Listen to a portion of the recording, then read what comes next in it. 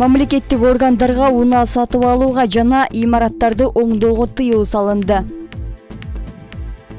Майлуу Суу шаардык жылуулук менен камсыздоо ишканасынын мурдагы директору кызмат абалынан кыянаттык менен пайдаланган деген шек менен кармалды.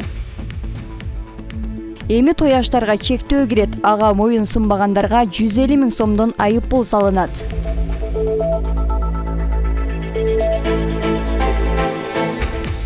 Кыргызстандын финансы министрлиги мамлекеттик сатуу алууларга чектөө киргизгендигин кабарлады. Маалыматка караганда 1-марттан тарта мамлекеттик органдар менен жергиликтүү башкаруу органдарына бюджеттин эсебинен кызматтык унаа алууга жана имараттарга капиталдык ремонт жасоо үчүн тендер жарыялоого убактылуу тыюу салынат.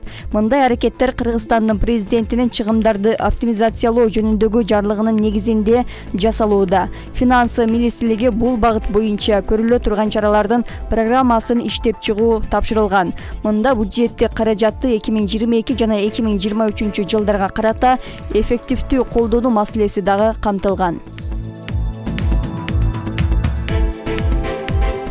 Бүгүн тояштар жана маркумду узатуу жөрөлгөлөрүнө чектөө киргизүү мыйзам долбоору боюнча парламенттик угуу өттү. Катышуучулары бир катар сунуш пикирлерди айтышты. Эгерде мыйзам күчүнө кирсе, ага баш ийбегендерге чара колдонуу маселеси азырынча чечиле элек. Себеби укук бузуулар кодексинде айып пулдардын эң жогорку көлөмү 20 000 сом деп белгиленген. Талкуунун катышуучулары бул сумма аз болуп каларын айтып, 150 000 сомго чейин чыгууну сунуштады.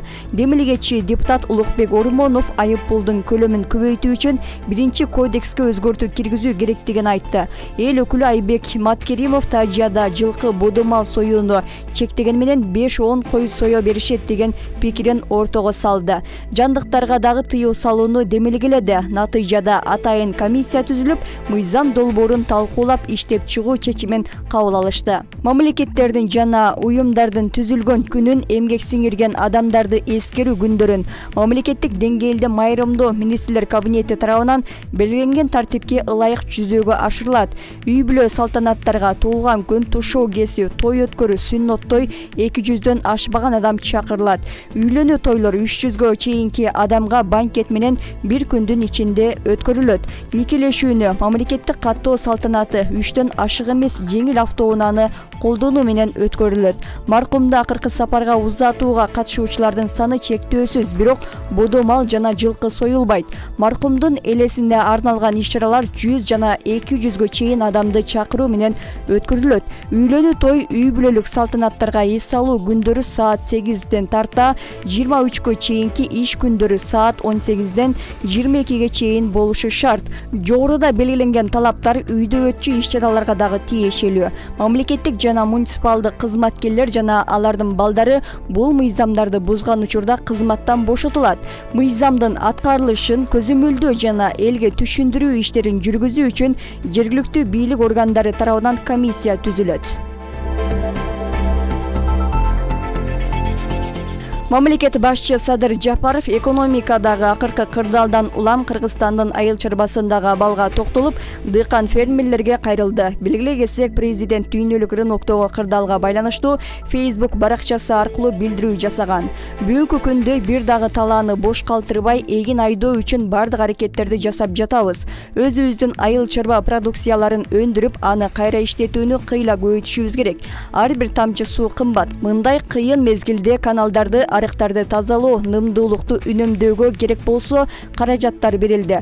Быйыл айыл чарба тармагына 26 миллиард сом бөлүндү. Бирок бул сумма быйыл бардык фермер дыйкандарга жетпейт. Анткени өлкө боюнча 400 000ден ашуун дыйкан фермер бар. Быйыл жетишинче алсаңар буйруса, эмдиги жылы аркы жылдары дагы көбүрөөк акча бөлөбүз. 3 жылда барын камсыз кылабыз деген планыбыз бар, деди Садыр Жапаров. Майлуу Суу шаардык жылуулук менен камсыздоо ишканасынын мурдагы директору кызмат абалынан кыянаттык менен пайдаланган деген шек менен кармалды. Улуттук коопсуздук боюнча мамлекеттик комитет билдиргендей, 2018-2020 жылдары ишкананын кызмат адамдары өзгөчө ийри өлчөмдө мазут менен газды мыйзамсыз эсептеп чыгаруу жана уурдоо менен алектенген. Андан мамлекеттик бюджетке 56 миллион 237 000 сом зыян келтиришкен.